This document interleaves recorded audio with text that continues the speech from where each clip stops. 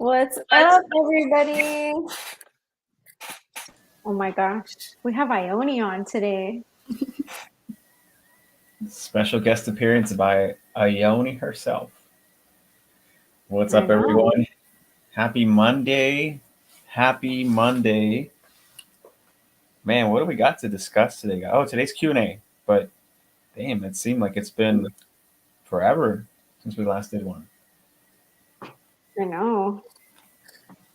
Man, I'm excited though.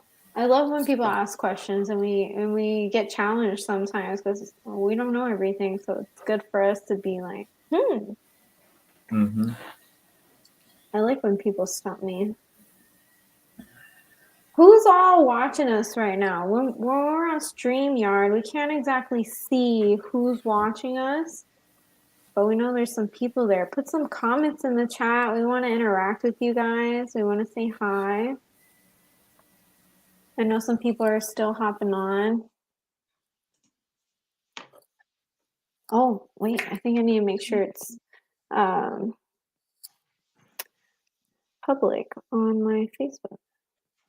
Always forget to do that. Yep. And for those of you who may be watching and are new, today is Monday, and we do Q&As today all about multifamily real estate. So if you have any questions or you might be a little bit newer trying to pick our brains, now's the time to do it.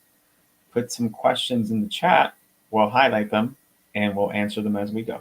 If you guys don't know us, I'm Oscar. This is Ione. We got KJ in the house. We got Joseph as well. We got the crew here. We're missing two more. We're missing Carolyn and Myron, our other bad A power couple that also are part of the team. But just a little bit about us. We're all a team. We do multifamily together. We've been doing it for about 6 months now, going on almost on 7 months. And during those 6 months, we've been hitting multifamily super hard. Like that's all we committed to is multifamily. And we got within our first 4 months or so doing multifamily, we got our first 30 unit under contract and closed. And then we currently have 40 units right now under contract with our partner Marcel in Tennessee that we're also closing by next month. So we're pumped, guys. Thank you for being here. KJ, Joseph, maybe you guys want to do a quick intro for some of the people who are just joining us and let the people know who you are. It's so exciting to see like what we're up to. I hope that inspires you guys because we were kind of clueless not too long ago. And it's just a great example of like constantly taking action and never giving up. Like you're going to find a way when you're determined. And I think all of us are determined. And we just work together like, okay, how are we going to do this? Who can we talk to help us get where we want to be? But I'm KJ Mudd, Joseph's wife. We've been doing real estate together, which I love. Real estate is my passion. And I think that's why we enjoy doing what we do. I think when you find something you're passionate about, it makes it easy. It's not so much work. It's something you get to do and not have to do.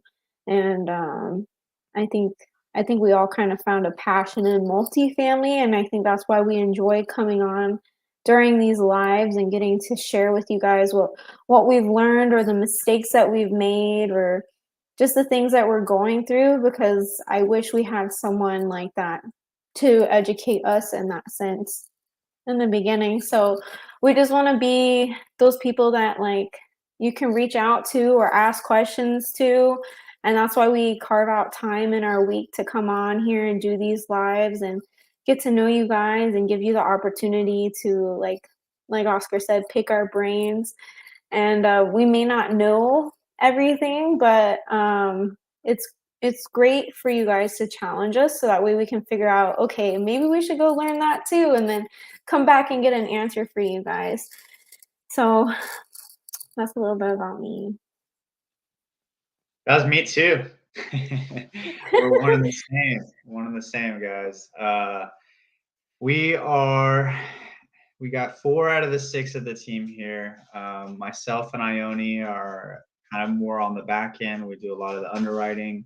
for the team. KJ does a lot of the outreaching to the brokers, and Oscar deal structuring, capital raising, kind of team leader. We elected him team leader.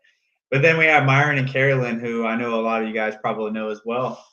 But we're excited to have you all. If this is your first time, you're in for a treat. We have lots of things to share, and we're excited to be here. I hope you guys are too. Awesome. And I see a question already in the chat. We got a question in the chat. You want to highlight it, Joseph or KJ? Oh, we did it at the same time. There we go. There you go. Hi guys, I'm having a hard time sourcing my deals in my market. Any suggestions on what I could be doing differently? I have reached out to a lot of realtors in the market, but to no avail. I would say maybe reach out to brokers. I don't know if realtors are very helpful. I guess it depends what kind of realtor or what kind of broker you're reaching out to. Are they doing business and what kind of deals you're going after? That would be my question. Yeah, I was thinking the same thing because I noticed you put realtors, not brokers. We don't really talk to any realtors unless they are through the broker or a realtor that's just someone that we know personally. Um, I don't do any of the calling. I don't have to anymore. But KJ, I know we go on LoopNet. That's where we find most of our brokers. Go on LoopNet, search in the market you're looking for, and just start plowing through the list. Don't read through the descriptions or anything. Don't do things that are going to not necessarily put the best use of your time, right? Because you're not going to know until you talk to the person. Just call them, get through it, and move on to the next one if they're not good, right? Just keep going, keep going, and keep going until you get some good ones. It took like 500 plus calls to get 10 good brokers that hit us up regularly. So do the math on that. It's a very low percentage. So you gotta just plow through them.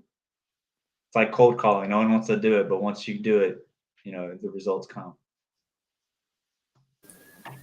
Yep. Okay.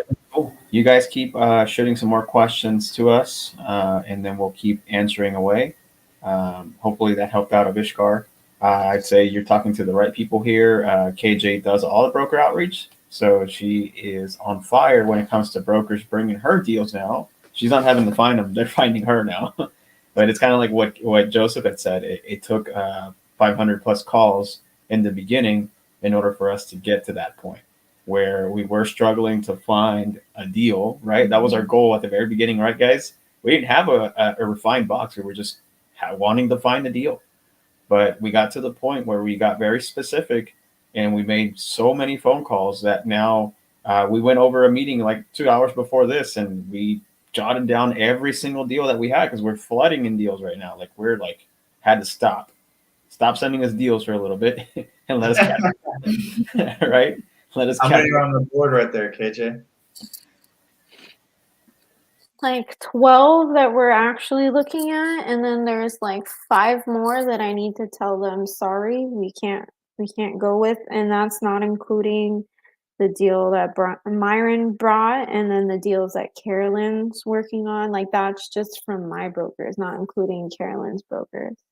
And we actually had to have a meeting to get on the same page because we had to brain dump everything because we're almost like, wait, what deal is what and what information do we have for what? Like it was going all over the place. We had to like, hold on, let's work together and get this organized real quick because it's getting a lot. But and that's just one broker sent me 1, 2, 3, 4, 5, 6, 7, 8, 9. He sent me 10. And this is a broker that has agreed to get paid 0.5%. So he's sent us 10 deals that are direct to broker that we could do 0.5% for. So this And guy those works are not, hard. yeah, he does work hard. And I was just gonna say, though, that's not all of the ones that we're working on. That's just what we were able to brain dump there, and those are ones that we're seriously considering past, the napkin underwriting and the initial look at the numbers. Right? Does this make sense? Right? Those have already gotten past that stage, and we're seriously looking at these, figure out how we can move forward or proceed with them. Yeah. Yeah, and that's kind of like a good thing. Like, I have a question for you, KJ, and I know the answer, but it might benefit the audience listening, right? How do you go about the conversation of talking to a broker for the commission? Because you just said 0.5 point, right? Some of the people listening may not even know what that means. So how do you even start that conversation with the broker? Really, it's just when I'm talking to them, you want to find out, first their experience, how many deals they're actually working on, how often they're actually working in multifamily. Just like they want to get to know you and know how serious you are as a buyer, you want to get to know them. And as I'm talking with them, I tell them, okay, like, how are you getting paid on this? Like, if we're working together, how are you getting paid? So I kind of put the ball in their court and let them tell me first, right? You never want to be the first one to speak. And so usually, guys, the seller side is supposed to pay the commission for the broker. So if you're so there's the listing broker, which I didn't really understand brokers until we started doing this. I'm like, you know, what was me? But the listing broker is the broker that actually holds the deal, right? So like this guy who's bringing me deals, he would be considered a buyer's broker because I'm the buyer. So he's bringing me deals, but it's not his deal. So he's basically wholesaling in the broker world. So because of that, typically the seller is going to pay the listing agent's fees. But sometimes you can negotiate with the listing agent for the listing agent and the buyer's agent to get paid together. So that means the seller could pay for both of them. Like if they really need to sell their deal, they're willing to like, hey, seller will pay for both of y'all's commission or y'all will find a way to make it work. If they're not willing to work something out to get them paid on the seller side, then that's when I'm like, okay, well, how much are you expecting to get paid from me? Like, if I'm having to pay you a commission for bringing me a deal, what does that look like to you? And I let them give me a percentage and then use a third party. Stories are great. They'll be like, well, I would like 1.5, sometimes 2. And I'll be like, well, I have another broker willing to do 0.5% for me. Would that be something you'd be willing to do? And then they pause and they're like, like this has happened multiple times. And even sometimes they'll call me back. They'll wait, they'll go talk about it, and they'll call me back. And the guy who's bringing me all these deals, he's like, you know what, Kelly? He's like, since you got that other broker doing that, I'll do that too. He's like, like a lot of times too, they want to build a good relationship with you if you're a serious buyer. So, getting that lower percent is great because sometimes like I want to talk about this on Friday, but I know a lot of people don't understand percentages, right? Especially people who try to wholesale other deals. They're like 3%, and I know we always harp on we don't pay 3%, but I know like maybe us giving an explanation would make more sense. It's like when you guys bring us a deal, or let's say the broker brings us a deal, Ione and Joseph spend hours underwriting it. We spend a lot of time walking the property, going through it all, making sure the numbers work. We have to raise money. We have to make a pitch deck. Then we have to go into deal structure and due diligence. That's 2 months. And so, and attorneys and all kinds of, we're learning this. Like it's a lot of work that you have to do. And we pay ourselves an acquisition fee, right? And what is that acquisition fee? 2%. And that's because we got lucky because it was a really good deal. Sometimes we might have to pay ourselves 1%. So to think like we're going to do all of this work and then only get paid that much.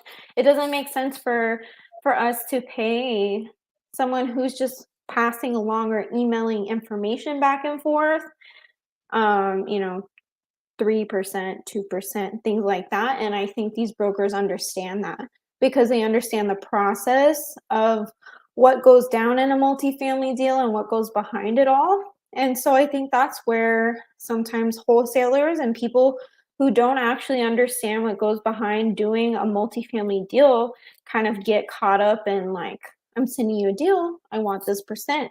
And it's like, why not do a flat fee or be open to negotiations? Because sometimes it can kill the deal. Like, I don't know. It would hurt me to have done all that work and then pay someone way more just for emailing me financials. And that, I mean that in the nicest way. It's just we've been learning all of these things, and um, that's just part of it. And so I think when you have these conversations with the broker, and the right broker who does multifamily and somewhat understands it, or you can educate them too. They're more willing to work with you, and on top of that, they're gonna he sent us so many deals. If we close multiple of them, well, he's still getting paid good, and we already offered him the opportunity to invest with us. So he's like, I want to take my fee and just put it back into the deal. And he was just like, I've never had someone giving him that opportunity. And he's like, this would be life changing. And so it's crazy to think that you could be changing these brokers' lives. Like, they've been doing multifamily for how long, and they don't own anything. They're not making money off of these opportunities. So I think doing that as well will build a strong relationship, and then they're willing to do a smaller percentage rather than trying to cut you out of a big fee. Sorry, that was like a really long-winded answer, and I'm like out of breath. You're Good good. answer. We got It gave plenty of time to fill up the chat with some more questions. I'm sorry, I think that's what you were gonna say, Oscar. Huh? no, exactly. Yeah, go for it, bro. All right, let's just see what the next one is. We got Tiffany Johnson. Hi, Tiffany. Would you suggest cold calling brokers over talking to brokers who have the property listed on market? KJ, this is all you. I just want to make sure everybody gets equal. I actually haven't called any that are listed. I think I did a couple times, and I didn't like it because I wanted to ask what other deals they had, not about the one they had listed. And then they're like, "What's wrong with the one listed?" And then I kind of got stumped. I was like, "Well, I don't want that one. I'm trying to see if you got off market properties." And um, I think you can go either way. I think we did the cold calling. We went on LoopNet and found we typed a certain area, hit a market that you can be boots on the ground and go walk properties. Do that. Focus on where you're at, unless you're in a. We'll get into that later, but focus in your backyard, and then go on LoopNet, type multifamily brokers, and go down the list. There's going to be lots of trash, lots of wasted time, but make a goal. I was telling Joelle this today, actually. Me and Carolyn had a goal of 30 brokers, and it doesn't mean you have to have a conversation with 30 brokers, but like go through 30 brokers. Like, I call and attempted to get in touch with 30 brokers and double dial at least. Do not just call them once. Call them twice. Sometimes they don't answer their phone, and you call them again, they'll answer. But just go through them, ask them what kind of real estate they're doing. Not all of them are doing multifamily, and just find out who's doing what. Get to know them. But listed brokers are good too, because they're already doing multifamily. So I think you can go either way. Love it. We got Darth Jader. I love that name. That's hilarious. This is Jada. Oscar, I'm gonna let you take this one. Darth Jader says, "What can I do to become a partner on a deal that I bring to you all?" Oh man, this is always a depending. It depends. It's the golden question, man. I would say this is the question we get asked the most. Yeah, for sure. Darth Jader or Jada. It really just depends on what the deal is itself. There's so many factors to this. Like, are you boots on the ground? Like, are you in that area that you are bringing this deal from? Right? Are you somehow structuring the deal? Like, have you already done the negotiations, or or is this a lead? Do you need help with it? There's just so many things that go into this. Like, in reality, Jada, what we need to do is, if you have a solid deal, and preferably if you've already done your own underwriting, napkin underwrite it, and all this stuff to present it to us, then it's just a matter of sitting down and getting a conversation and seeing what exactly it is that you're wanting, or whoever is bringing the deal is wanting, and see how we can work together. That's the reality of it. Is, let's see how we can make this thing happen. What is it that you want? What is it that makes sense? And then let's try to pursue that, right? But it's really just dependent on that. I can't get anything more into detail, then it just depends on the deal itself. 100%. And we get asked that all the time. And I understand, because we asked the same question. And Oscar's 100% right. It's dependent on the deal every single time. It really is. You looking up at that AC? For those of y'all listening, if y'all hear a whistling, Oscar's got the strongest AC in Texas. So just in case you're like, man, what is that whistling? It's Oscar. Don't be hating on my AC, bro. Look, listen. So funny. All right, let's go to the next one. We got Luke Larson. Where are you guys getting capital to fund these massive multifamily deals? Hard money, private, traditional bank, or question mark? Here you go. You ready for the answer? It's dependent on the deal. That's honestly the answer for pretty much the majority of the questions we get asked, but I'll go more into depth on it. So it really does depend on the deal, right? How are you going to structure the purchase of the deal?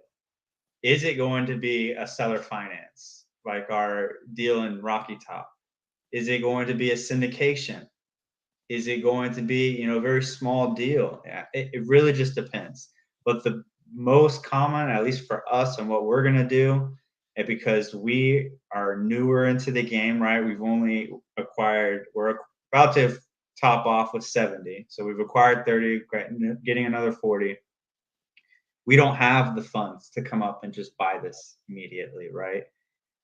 So we raise the funds, which a lot of people do. There's another term for it, which is called syndicating, but syndicating is also its own thing. So I know that's a little confusing, right?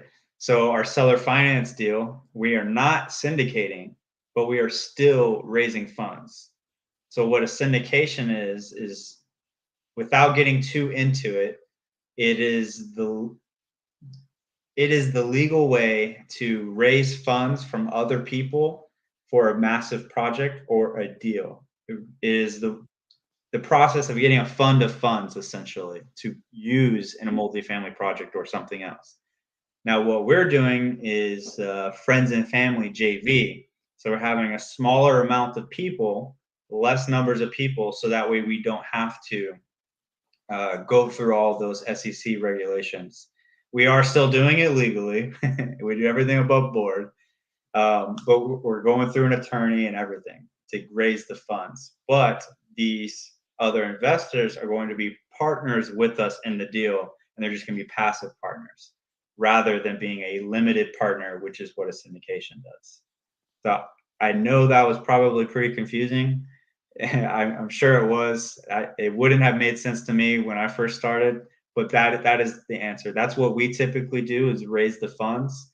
There's other methods of doing it, like going to get private money from somebody, and that was one option we had looked at on this Rocky Top deal, was getting someone to just private money loan or just straight up lend the amount we needed for the entire deal, and they just become our lender and or just a financial partner in the deal. right? That's an option. If you can find someone that has pockets like that, that's an option. The other option is to just straight up go get a loan for it, but you're still going to have to raise funds or have the funds to put down a down payment and uh, secure the loan. They're going to want to see a certain amount of reserves, so that way if something goes bad, you still have it. And when you're getting a loan, you're also going to need to have a net worth equal to or greater than the loan amount you're getting. And if you don't have that, you need to get a key partner, a key principal or a sponsor. The word is interchangeable, it's the same thing essentially. But that just means it's someone that's in the deal. And this is another way you can get into a deal. You could be a key principal or sponsor, and all you're doing is signing on the loan. You're the person that has the net worth to actually get that loan, and you can, or you don't have to have any other responsibilities in the deal other than that, and you can get paid. Usually it's like 5% of the equity of the GP side, the general partner side. So I hope that brought up more questions. If it does, put them in the chat. We'll keep going. Oscar, did you have any comments? No, your boys got it. Doing good. The muds with the long-winded answers today. I know.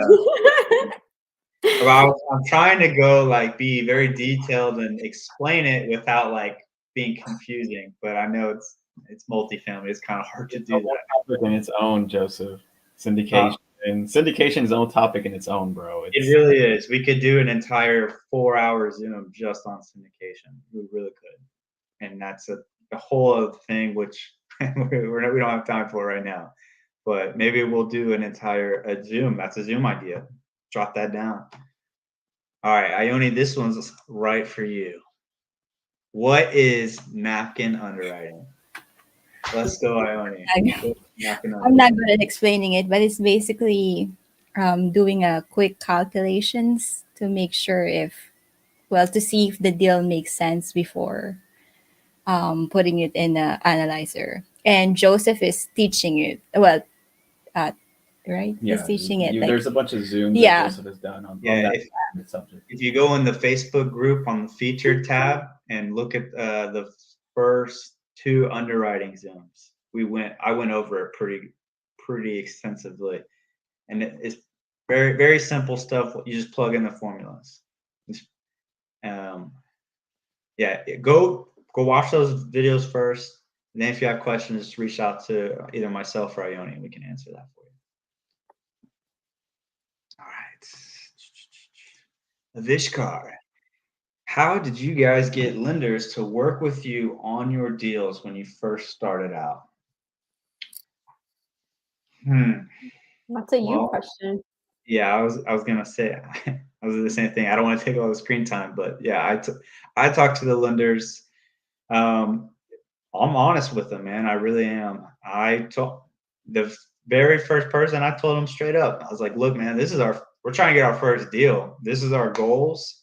We're trying to hit these goals by this date, and we're 100% going to make it happen. Are you in or are you out? Kind of thing, right? We want you to be in with us. We want to find good, solid lenders to make this happen, and we're 100% dedicated.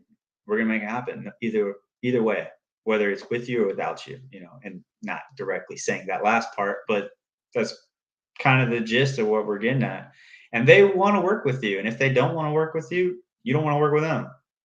It's as simple as that. It really is. But I've come across a few good lenders that really do want to work with us. We have one guy that's a loan broker. So he is not the lender. His company that he works for, they have a database full of different lenders in specific areas. You just tell them what are the parameters of the deal and what area is in it, all the questions that a normal lender would ask, and then they just punches it in, sends it to the database, and all the lenders bid quotes. They all bid quotes, and you basically get to pick out of all the quotes that you get back. I mean, when he showed me the list, he said there was 119 different lenders on one quote. So, I mean, that's phenomenal. But just make sure that when you are talking to them, that you know what kind of lender they are. Are they a direct lender or are they investor-based lender? A direct lender, they have the funds in-house. They are the ones that are actually going to be lending the money. An investor-based lender, and I know there's an actual term for it, but that's just how I remember it. They are not the people that are saying, filling out the loan documents, doing everything. They are not the ones that are actually going to be fulfilling the loan. They're going to put all the paperwork together, give you the terms, do everything in-house, but then they're going to submit the final approval to their lenders, to their investors. So it's essentially like private money, like a private money fund, like a firm, and they just go and get the final approval from those people. So it can take some time to get the approval on that end. So just make sure you know ahead of time. And then the last thing is like the loan broker, like that I was talking about. They are not either one of those two categories. They tell you, hey, we are a loan broker. So, I mean, it's just like a broker, right? They are the middleman for all the transactions that are going on, and they will charge a fee. Our guy charges half a point. So it's a pretty good deal because, like I said, I get 119 quotes from one guy versus going to get one quote from one guy. You know what I mean? So I do a lot less work going through him. And his numbers have been really good compared to some of the other lenders that I've talked to. His numbers were way better. Okay, let's go. Brian Neal. Do you do redevelopment? May have an opportunity off market on a college campus. You want to take this one? Yeah. Brian, the short answer is no. At the Right moment, now. yeah, exactly. At the moment, we do not. Doesn't mean we will not be able to do it in the future, but at this particular moment, we do not. And the reason being for, I think we've touched on this before, but the reason why we don't touch any development or redevelopment is because we don't want to take an asset that we ourselves are going to acquire and have to fill it up with tenants, right? So what that does is we would then have to focus all of our time and energy to get it to a certain occupancy, and then that's a lot of work. So for us, we would rather just take it pre-existing, a building that's already existing, and then have it at 80 or 90% occupancy, and then take it over from there. 100%. We got to thank you for the advice, KJ. Joel says, love calling brokers. Thank you for everything. And we got Braulio. Where do you find the list of brokers? At first, I thought you said it wrong, and then I read it. That's funny. Had to do it. On LoopNet, Crexy, Meetups, but I mean, LoopNet is the only one I really went to. I didn't use Crexy. I don't really like Crexy. I like LoopNet better. That's just my preference. But just go on there. There's those three little thingies at the top on the left. So you hit broker and then you search through there. Yeah, and we're not finding properties, just to be even clearer. We're not finding the properties, literally just going through the list of brokers and just clicking on each one and calling them. In a specific area that we're looking for. Yeah. Okay. Oh, look, there you go. Joel said it. Okay. LoopNet and Crexy both have that same thing. Perfect. All right, another question from Jada. Why off market rather than on market? I mean, obviously competition, but anything else? I have an answer. Unless Oscar wants to. No, go ahead, KJ. You're good. I was gonna say it's really not one or the other. It's more so building the relationship with the broker. So I'm the first one to get eyes on it. I want to be the first one to put an offer on it. We don't have any problems with on market. I mean, the one that we're doing in Tennessee was on market for 8 months. So we were the only ones able to solve the problem for them. So we're not against off market. or on market. It's just when I mention off market, like having a conversation with the broker is like, I just want to be first top of mind. Like we had a broker call us and he's like, I don't have the OM, I barely have the financials, but here's the info. So like he's not even marketed it to anyone yet, but he's already told us about it and giving us the opportunity to go check out the property and see where we want to be at. Because if that's the case, then we get to get it first before anybody else. We don't have competition. So that's really the reason, unless you guys have other input. Nope, that was perfect. Perfect. All right, Joelle's got a question. So wanted to clear one thing. Higher cap rates are mostly value add opportunities that need work and higher risk, and lower caps are more stable buy and hold opportunities. And before we answer that, I see our superstar broker, Zach McQueen, in the chat here, who answered that question a little bit. He said, or kind of just a statement. He says, this also changes market by market. There's no one cap rate for all. This is true. Oscar, you want to take this question? Sure. I think you're pretty spot on, Joel. If someone says they have a 10% cap or something like that at a property, I'd probably look at it twice and be like, 10%? What's wrong with it? Right? Is there something wrong here? But yeah, you're right. It's typically the higher cap rates are mostly value add opportunities that need more work, so it's a higher risk. Lower cap rates you normally see like in your class A, class B, and it's typically a newer build or less maintenance, deferred maintenance that you need on that property. So it's definitely a more of a buy and hold, or depending on your exit, it could be refinance or sell, whatever it may be. But yes, you're pretty much spot on. Wonderful. All righty. From Avishkar, who is your attorney? Oscar? Yeah, I would say Avishkar, we don't have a solid attorney. Like we do work with attorneys, but typically what you want to do is maybe even reach out to Joseph independently to see if we can work out. But if it depends on your state too, like whatever state you're in, you're going to want to find a local attorney. So I think you mentioned you were in Ohio or something like that. We don't know any attorneys in Ohio, so we probably wouldn't be any help there. But I would say if you want to find an attorney, look for someone who is doing deals in your state, who has done a good amount of deals, and ask for a referral. Don't go out and Google one. I mean, you could, but you always want to go with the ones that have already done it because they have the great relationships and the great attorneys with those people. So if that's what you're looking for in your state, find someone who's doing deals already and who's reputable, who you trust, and get a recommendation. That's the best way to start.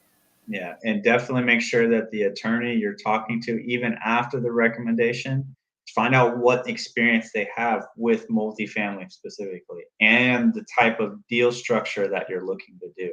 Because you could have one attorney that's really good at doing syndications, but they know nothing about doing the JV side of it. And they're going to think, oh, no, you can't do that. This is legal. No, you can't do that. Right. Just make sure you know their general background. You don't have to like grill them or put them through the interview room, right? But just kind of know who you're dealing with and what level you're dealing with. Hey, John, we love you. You're awesome.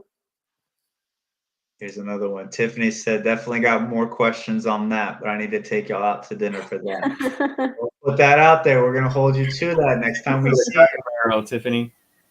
What? Say it again. Take us to Cracker Barrel, Tiffany.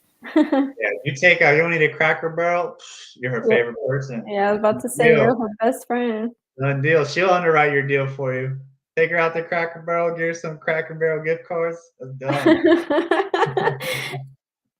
That's funny. Okay. Can you share the contacts of your loan broker? I don't mind it. I don't want everyone like blowing them up. So I would, if you have a deal that you are serious about potentially moving forward on, reach out to me and I'll put you on like a 3-way call, introduce you to them, something like that. But like, don't just start blowing them up for random questions. If that's what you're looking to do, I suggest talking to multiple different lenders first, and just get the nerves out, get out there and do it. Guys, What was the question? before we go into the next question, put some fires in the chat from my man Myron. Hey. What is up, you guys? Don't make me go get the Showing up Kalimba, out of nowhere, like if he was a guest star or something, man. Guys, we What haven't is seen going Myron on? all weekend. He's been killing it in California, man. I can't wait to hear about that. I Yeah, know y'all been seeing his Instagram posts. yeah. It Going was up. freaking amazing. But yeah, thank you, Oscar. I just landed, just got home, just took a shower. I just jumped on. Nice. Perfect. And the next question is all you, bro. Because he was on fire, like he needed to like extinguish the fire. Yeah, it was so fun. I don't want to hijack anything. I'll just do like a quick blurb thing. Yeah, go ahead, bro. The event was a capital raising event with Amy Majori, and the coolest thing about her is she says, do this. Like step one, this is the post, make the post. You have 20 minutes to make 20 posts, or just 20 text messages is all it really was. You guys, I have been talking to this person every week, legit, every single week. Hey, what's up? How are you? What's going on? Blah, blah, blah. I've sent that message. He goes, oh, yeah, I got a guy who has $20 million $20 million that he needs to place. Amazing. And I was like, this is so, I said dumb, but I don't want to say that, but it's just like, wow, you can talk to this person. You can talk to somebody for every week for like months and they don't say anything about 20 million bucks. Anyways, it blew me away. The event blew me away. It prompted me to jump into our CRM while I was there and kind of put together a little website really quick. Joseph, it's really small. I went in there and I was touching it up too. I saw okay. And we now have about 70 people in our investor, what would you call that? In our investor pool. Yeah. Now, yeah, it's funny. I came into the office, pulled up my screen, and I had that from the prior night. And I pulled up, and there were 70 contacts in there, and I was like, "What the hell? Like, when did this happen?" Myron got on fire. That's what happened. it was like the last Tetris piece fell into place, and I won the fucking game. Sorry for cussing. I won the game. Hell yeah! Like, what is this? Anyway, had a blast. I didn't go to the beach, and I just stayed in the hotel and just worked.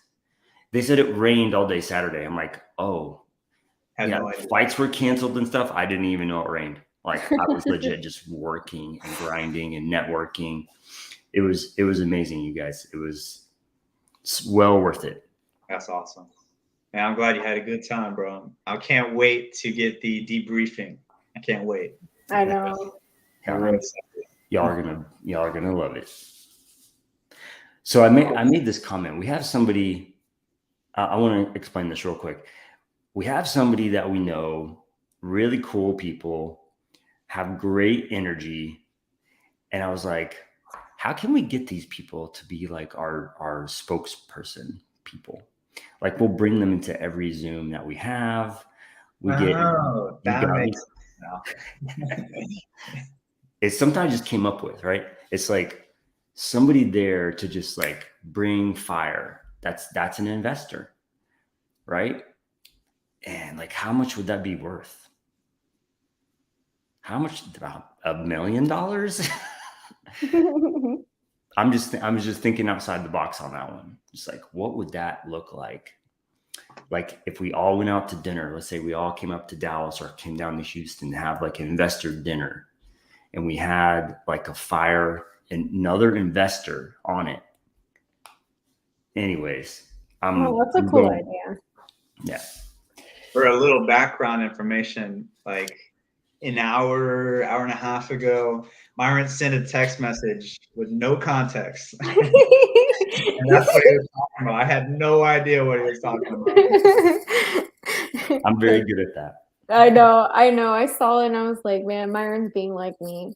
I was like, I know he's thinking, and then he's like, oh, I have this idea, and like you didn't get the full idea yet. I was like, we'll find out later. Love it though. That is a cool idea. Yeah. Awesome. Well, Anyway. Myron, this question's for you, bro. Boom. How long did it take you to do the first deal after you made the decision on investing in multifamily? That is from, I'll tell you who it's from. Go ahead and answer. Okay. My timeline is really screwed up because we started about 6 months ago, and let's say it closed a month ago. Into August. So okay, so 2 months ago. Yeah. Time flies. So 6 months. So let's say a roughly 4 months learning curve, and I think it was like accumulation of everything happening all at once, because like Oscar always says this, we had no idea what we were doing. We had cap rates backwards and making offers off backwards cap rates and stuff like that. And so what really worked the best in our favor was just talking about what we were doing. And Oscar and I just like started talking. And I think that got KJ and Joseph attention, got a lot of people's attention, and they went to Oscar, help, right? And that's how it happened. That first deal was another student bringing us a deal that was a cash deal that we structured into terms. So it took a solid 4 months of doing that, talking about what we're doing, grinding. KJ and Carolyn spending several months just calling brokers. Joseph Ione spending hours upon hours underwriting. Literally, fingers are bleeding. They're doing it so hardcore. It took a lot of work. Who is it? Facebook user? I can't figure it out. I suck at Facebook. Facebook user. It took a lot. It took work, man, or woman, person. It took work. So if you want to get started, talk to us. I mean, I love that you're here. Get on our Facebook group, or you're on our Facebook group. Message us. We'd love to maybe just, point you in the right direction and help you get started. Yeah. Cool. And it's different for everyone too. Don't yes, use our experience, but everyone's experience is different. It really is. It's going to be totally different. Like, I think Myron and Carolyn have been in real estate for like a year and a half, something like that. KJ and I about 2.5-ish, something like that. And I think Oscar and Ione going on 4. Yeah. So totally different, ranges, but we all ended up at the same place at the same time, or different time frames, but at the same time. Right. So everyone's journey is different. Okay, we got Joelle.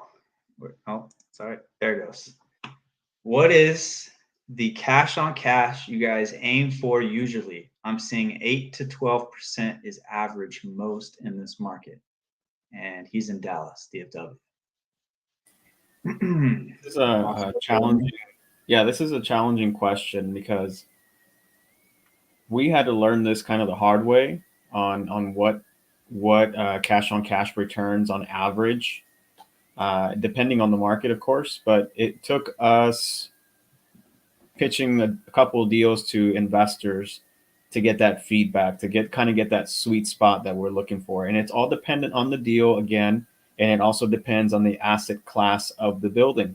So typically, what if you're going to do like an 8 to 12%, Joel, then that's a pretty smoking hot deal if you're seeing at 8 to 12%.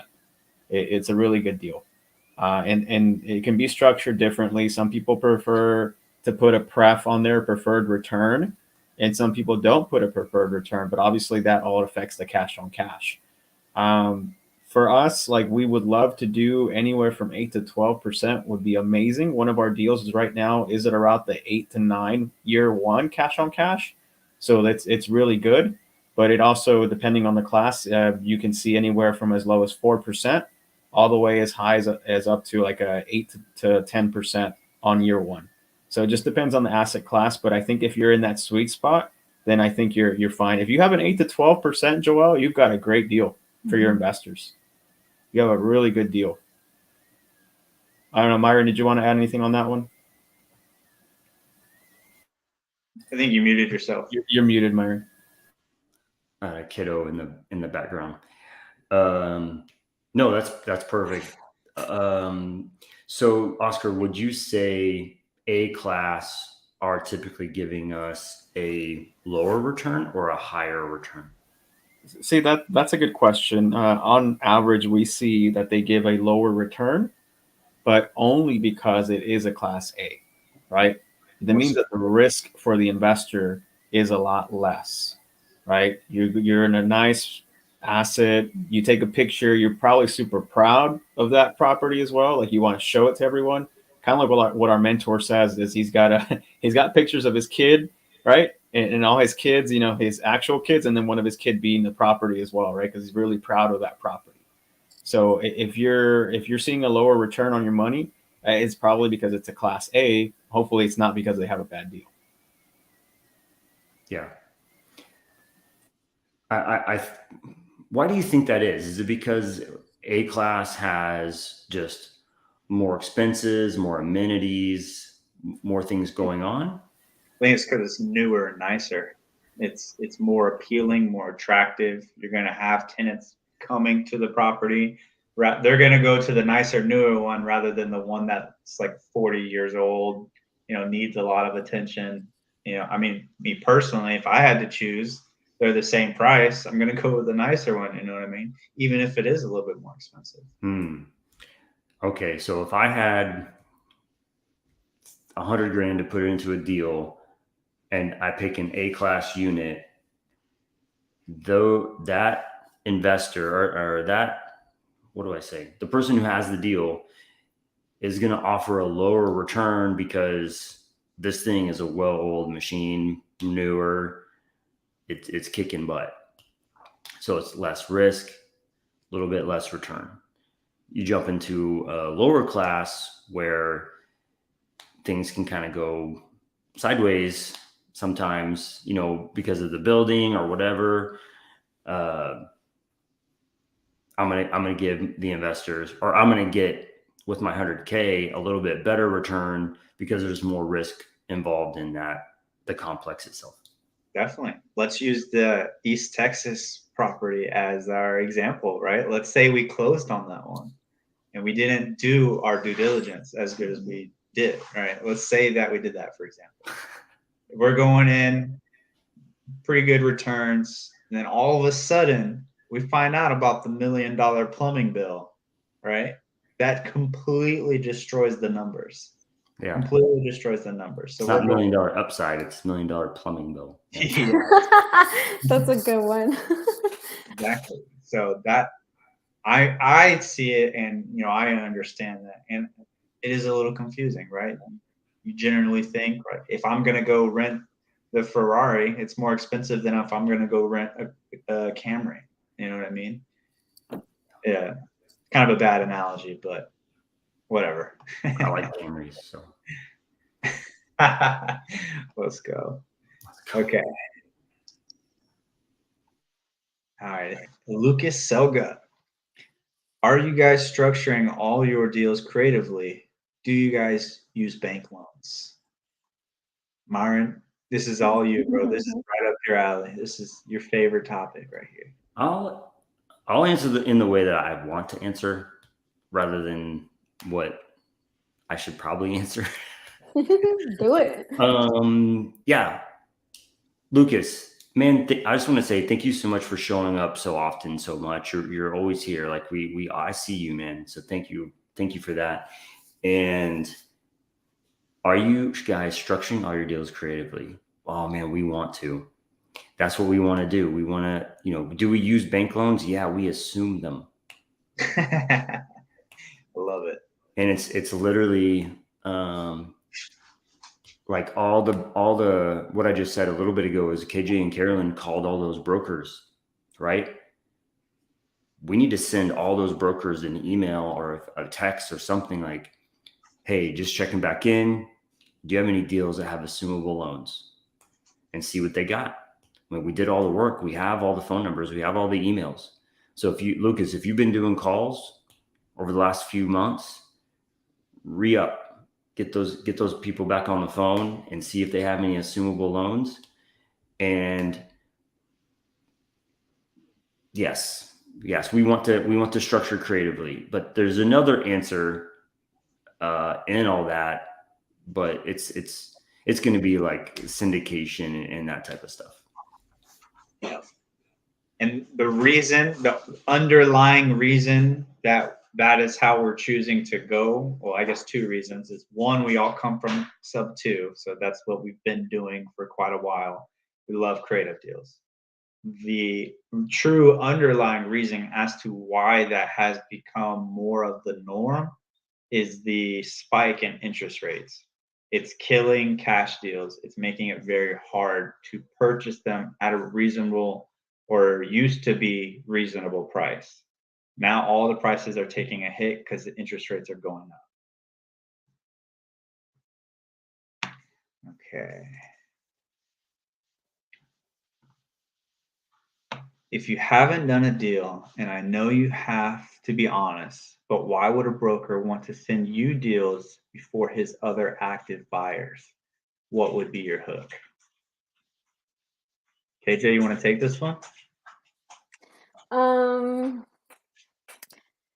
I mean, at first we were not using our own goals and we weren't being honest, and it caught up to us because then they were like, well, I want proof, I want bio, I want this, because we made ourselves sound too big. And then we switched it over to being honest and telling them our goals and our experience. And I think that shows a lot about yourself in general. And why would a broker want? I'm rereading it. I don't know. I mean, the way I see it is I have a broker calling me from a week ago saying, can you please put in an offer? So I think right now there are so many opportunities that they are begging for anybody. So right now, I don't even think that should be a problem. I think if it was a seller's market, maybe I could see that being an issue, possibly. But also, you can leverage sponsors. Like, we tell them, hey, we have somebody that has the capital, the experience, the investors, like, they're the whole package. They're willing to back me on whatever it is that I do. So that gives them, what's the word I'm looking for? It's like a safety net for them. I don't know the word I'm thinking, but it's like security. That's the word I'm looking for, security. So they're like, okay, well, this person's new, but they have people to back them. Because I mean, that's kind of how it goes in multifamily. Like, that's how you level up, is by having more experienced people help bring you up. So I think that's a normal thing in multifamily in this realm. So like telling them that helps a lot too. So that's what we tell them. Like, this is our goal. This is what we've done. This is what we're trying to do. And if you tell them, be like, look, I want to build a relationship with you. My goal is 1,000 units by next year, and I want you to be part of that. I want you to, make money with me. So I think if they can hear the passion, the seriousness, and like also don't be that person that doesn't answer your phone, that doesn't respond to emails, that doesn't keep up, because then it's just going to make you look bad. Like, if you're going to be a person that owns 1,000 units by next year, you need to become that person and act like you already own 1,000 units. What would a person with 1,000 units do? Right? You need to hold yourself accountable, and you need to act like that, because a lot of brokers tell me, oh wow, like, I appreciate you answering the phone. Like, how hard is that to answer the phone? And most people don't do that. They don't respond to their emails. So I mean, you're already ahead of the game if you're showing up and you're being assertive and you're showing like that you are serious and wanting to take action, and you're making an effort. That goes a long way, and I think that'll set you apart. Well said. Well said. All right, we got Carolyn in the chat. There's our other amigo. Hey, can I just say something real quick? If anybody got value from what KJ just said, can you let us know in the chat? Like, that was legit, you guys. Thanks, Myron. Let's scroll down. I guess no one got value. Oh, I'm hurt. I got long-winded for no reason. Now it's popping up. Oh man, lots of value. Yes. Ooh, the passion. Ooh, love it. Love you guys. Fires in Y'all the are chat. awesome. Fires in the chat. All right. Here we go. Oh, look at that. Tiffany Johnson. Let's go. I got you. Cracker Barrel it is. Boom. Done deal. Oh, and a Facebook user. Y'all got big goals. Big goals don't get accomplished by going to Cracker Barrel. Don't be hating on the Cracker Barrel, man. That's good stuff. That's A funny. bargain discount. All right. Are we about to fight that person? What's happening here? That's why I said Facebook user. They didn't want to be known. No, we're just messing around. Just kidding. But we close deals at Cracker Barrel. So I would. That's a great deal. All right, guys. How do we find these meetups? Myron, you were just at one. Let's hear it from the man himself. Oh, okay. I'm sorry. I didn't understand. Yeah. I think general meetups, because there's broker meetups, there's multifamily. You know, where would you go to find something like that? Let's see. They're on Facebook. So I do. Maybe I can post this in the chat. I go to eventbrite.com. I go to meetup.com, like that. Oh, it's doing everybody. Oh, that's fine. Eventbrite, Meetup, and I would start there. But the reason why I knew about Amy, sorry for stuttering. The reason why I knew about Amy's event was because I was networking with people who were raising capital, and then that's her whole thing is raising capital. Found out about her, found out about the event, and it just kind of snowballs from there. So it's a lot of networking. I would probably start at Eventbrite, start at meetup.com, and find things going on in your area, and then start talking to people and ask them what's going on. You know, there was a Brad Sumrock event here in Dallas. There's Amy's going to be doing some more meetups in Austin, Texas, which I think would be pretty cool for us to go to. But that's where I would start, and hope that helps out. Here, to continue on that, Lucas Selkow wants to know, what was the text that you sent to the potential investors? That's up to you, man. I don't even know the text. Lucas, I will let you know. This will be on a private Zoom. Ooh. So go join our Facebook group. If you're not in our Facebook group, it's $1 Million Upside. Look us up on Facebook, join our group, and we're going to post about this private Zoom about the text that we send potential investors. Ooh, juicy. Love it. All right, Oscar, how do you guys pay yourself once you have obtained the deal and have become profitable? Do you have a holding company as well as a subsidiary LLC? Man, that was a big word. Hey, Tiffany, you brought the fire question today. About to look down. Man, put some fires in the chat for Tiffany too. I can't wait to meet you, Tiffany, because you said you love Cracker Barrel and you're down. So I'm already stoked to meet you, Tiffany. Good question. How do you guys pay yourself once you've obtained a deal and have it become profitable? So typically that's a two-part question, right? So when you find a deal that makes sense, that all goes into the underwriting that you're doing. You have to be able to pay yourself when you do all this work for multifamily because it is a lot of work. It's a ton of work. Okay, Ione was over here in the back lurking.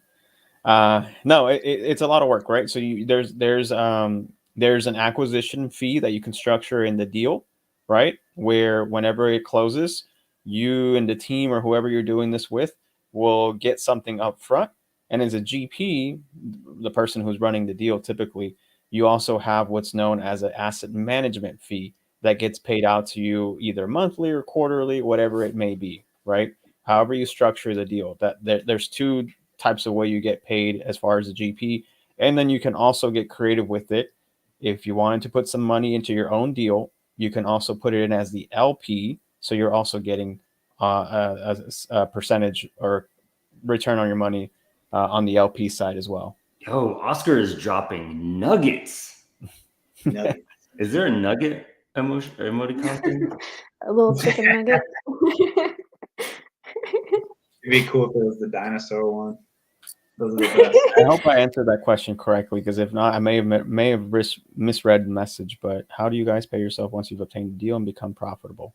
Oh, okay, so maybe I've answered the question wrong. I think it means how do you pay yourself as you have an LLC, S corp, and all that kind of stuff. Well, scratch what I said. I just gave you a bunch of other a bunch of other value. So in that, if that's the case, Tiffany, the way you pay yourself out, you really have to talk to an attorney when it comes to multifamily, because it's going to be a bunch of different ways that you structure your LLCs.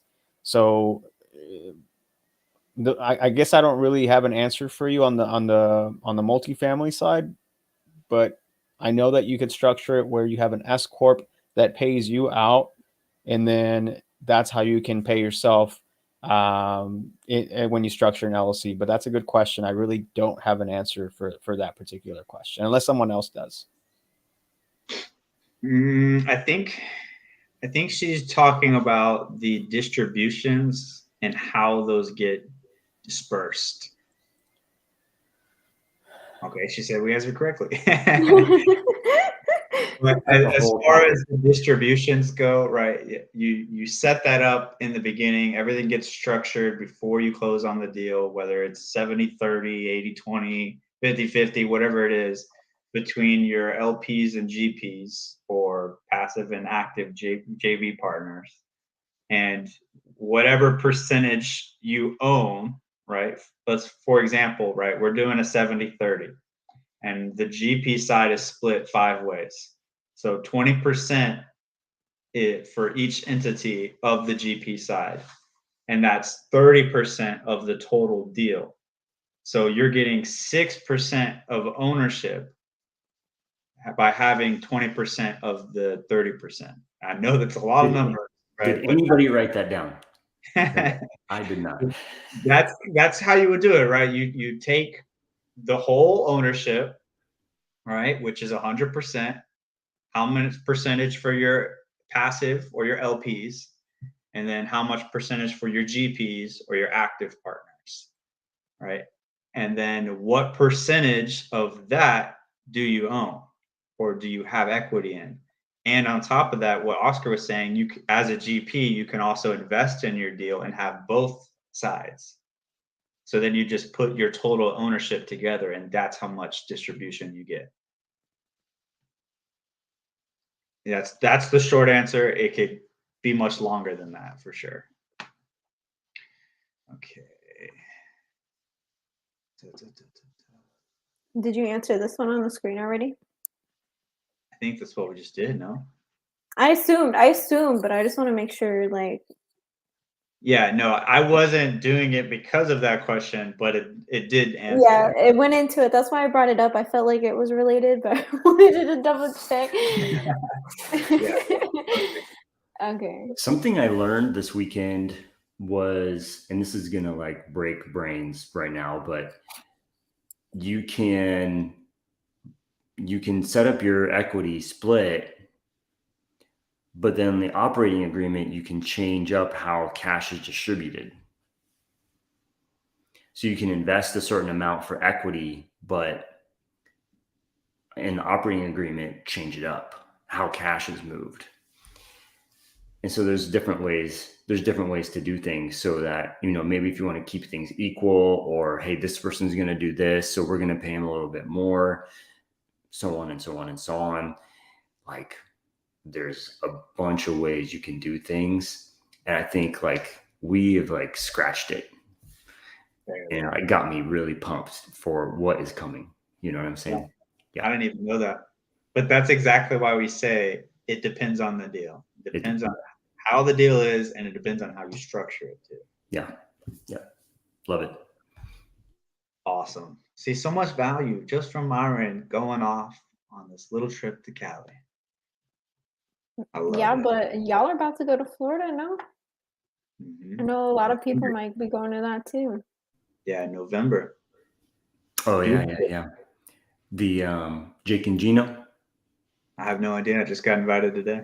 Yeah, that's that's the one.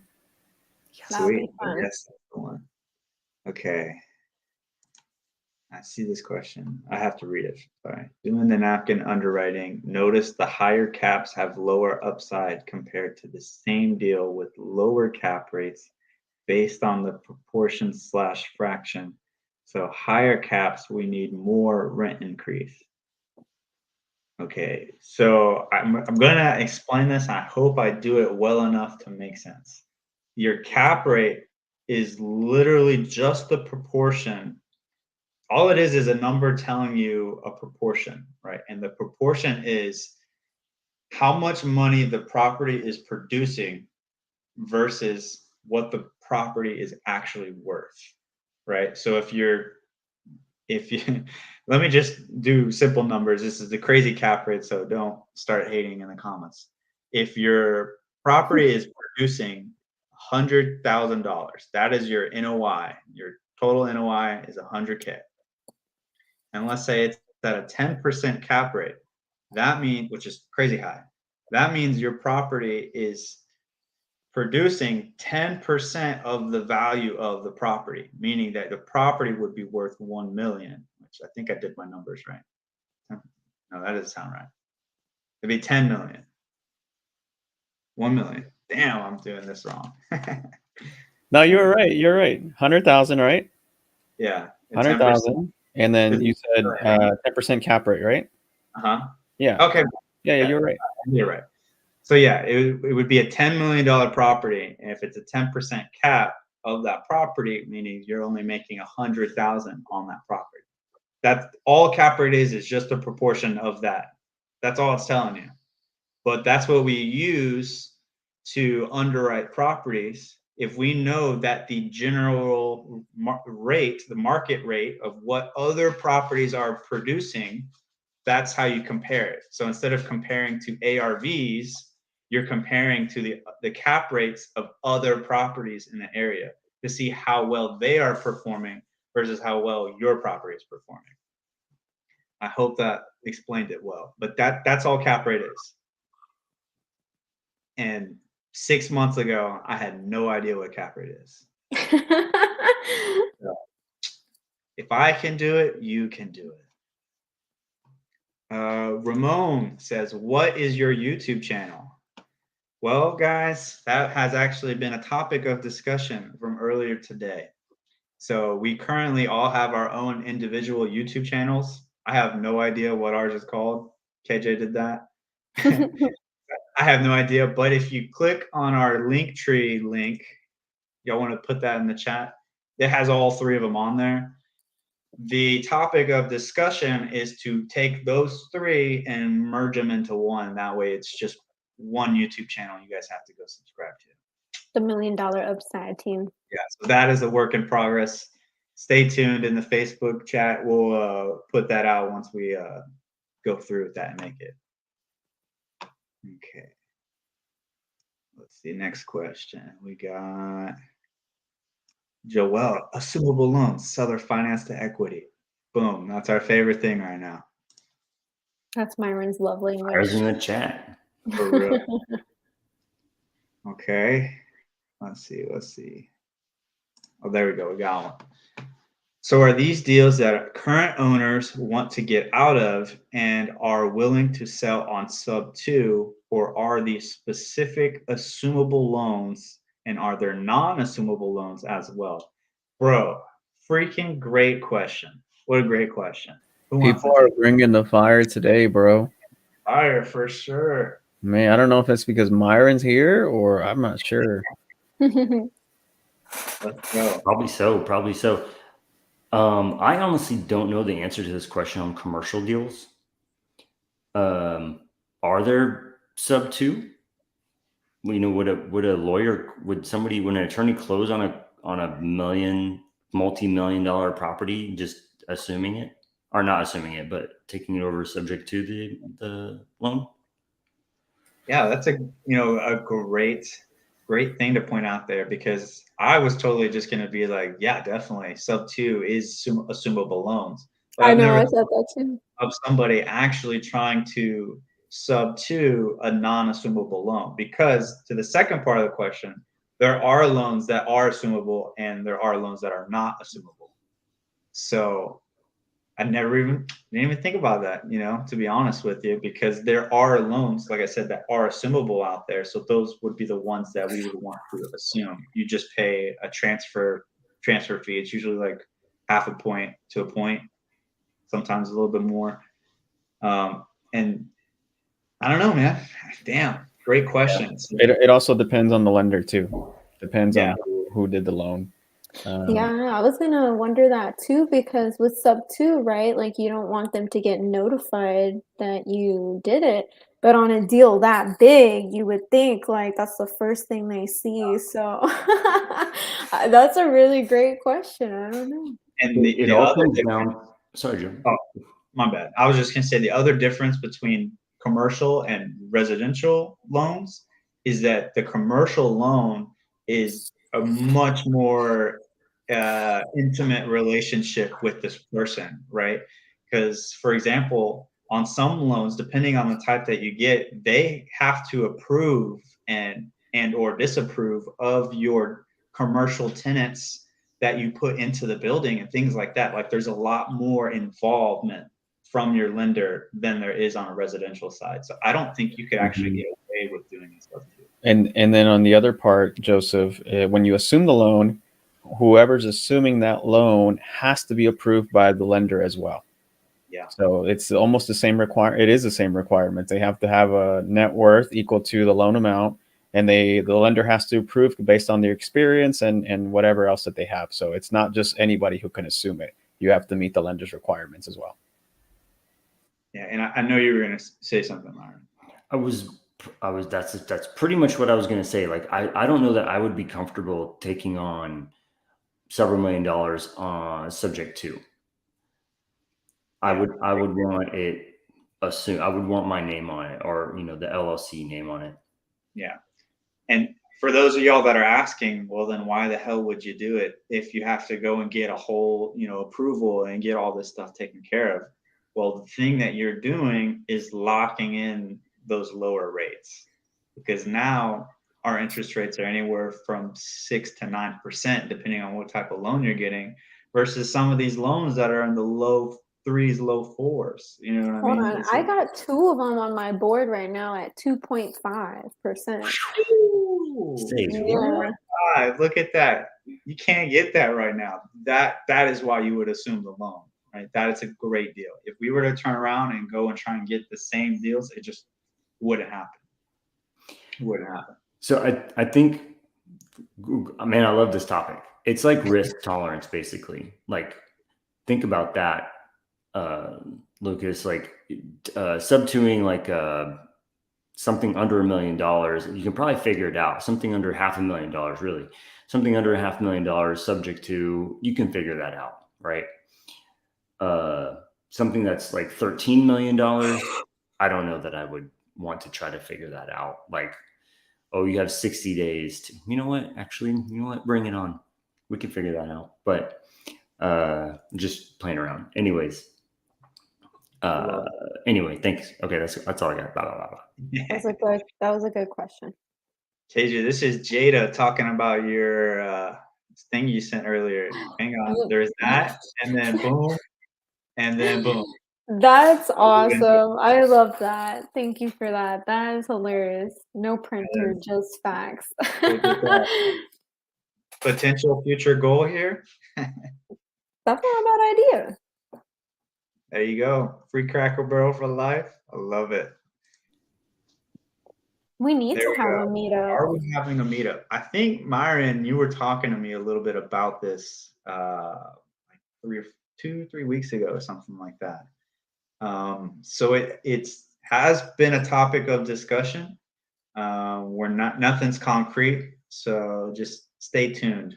Let's plan one, the $1 Million Upside event. Let's do it. Yeah.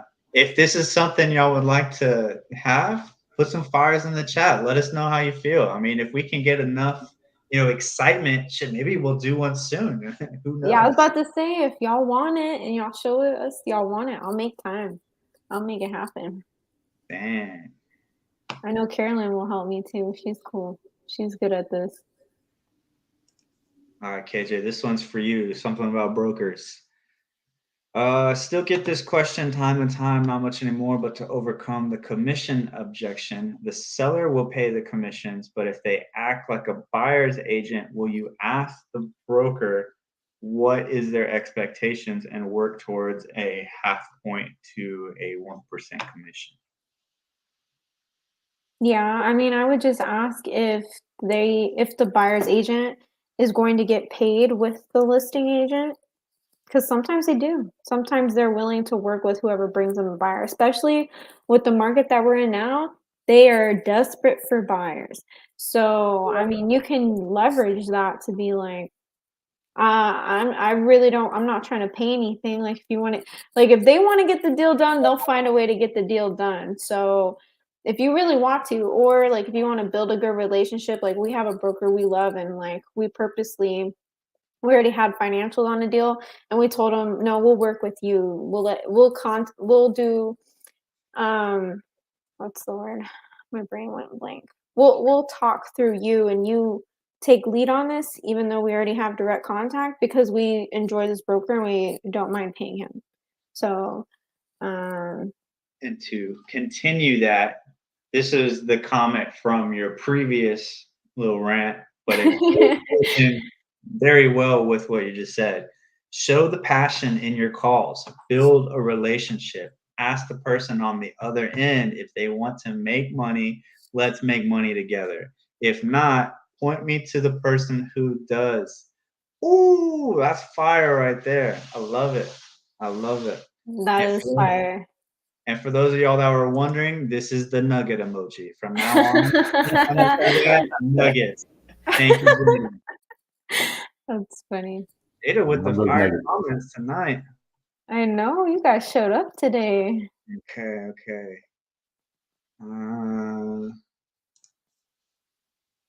So can we learn our way to become a GP in the multifamily side when we bring a underwritten deal to any of our sponsors, or is it typical acquisition fee when bird dogging? Great question. This is the other question that we get all the time. How do we get compensated? How can I be on a deal? I guess it's just an alteration of the first question. Oscar, were you going to answer? Oh. Yeah, go ahead, bro.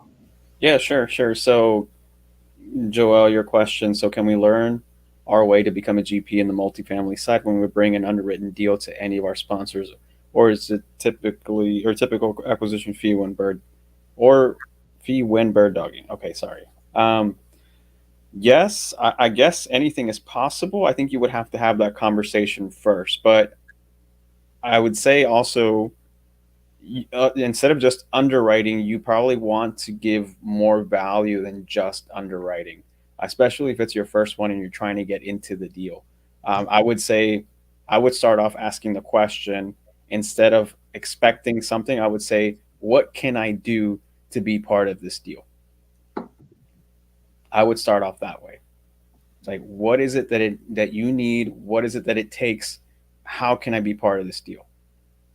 And if it require, I mean, I'm not saying you should do this, Joel. Maybe you should. I don't know. But if it requires you, if you're not boots on the ground and they need someone boots on the ground, and you're just like, hey, I want to do whatever it takes, then go be boots on the ground, right? It's that kind of mentality that you need starting off as getting your first deal is what can I do? How can I provide value? If you coming in it the other way around, where like I brought this deal and I want the whole pie or whatever, then that's not going to be a good conversation starter already. So I would say do what it takes to become a GP. Underwriting is a great value. Don't get me wrong; it's very, very valuable. But if you're trying to work your way into the GP, just make sure you can add tons and tons of value to whoever you're trying to become or do the deal with. That's a great point because the sponsor probably has a few underwriters already on it, and that's perfect. I love that answer, Oscar. I love it. All right, we got another one.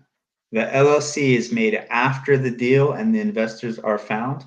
Question mark.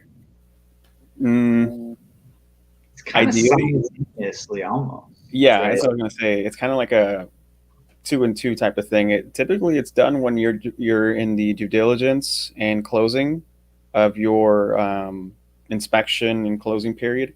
It's kind of done between that same time as well because what I mean, this is a long-winded answer, but if you're syndicating it, right, you're gathering money. You need time for that. Once you're syndicating simultaneously, you're going to be creating the corporate structure at the same time, and then doing a bunch of other things on the back end. So it's kind of hand in hand. But ideally, you'd like to do all that before you close on the actual closing date, right? So you have all that stuff in there, but it's kind of a simultaneously type of thing. Fantastic. Now, I don't know the answer to this one, but I love to learn. Can you do an executory contract so they don't call the due on sale clause?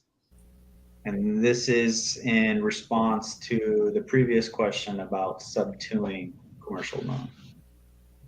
Now, I have no idea what the answer is to this. Do you guys know? That's a great question. We don't come across that just because every deal that we do in the commercial space is always an assumable loan. So we're not taking them over subject to. So we don't come across that issue. Can you do that? Probably in some of the smaller deals, you might be able to do something like that. But in the deals that we look at with our buy box, we don't come across that at all.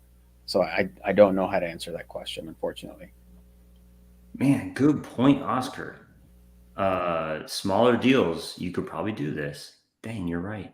So executory contract is basically like a performance deed, or no, that's not explaining it. It's like when you buy a truck at the dealership type of contract, right?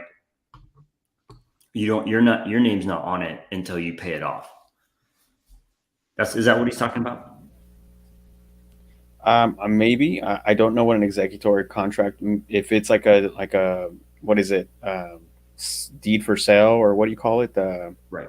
Yeah, same thing. Then I'm sure you probably could, but again, that might be on the smaller deal, right?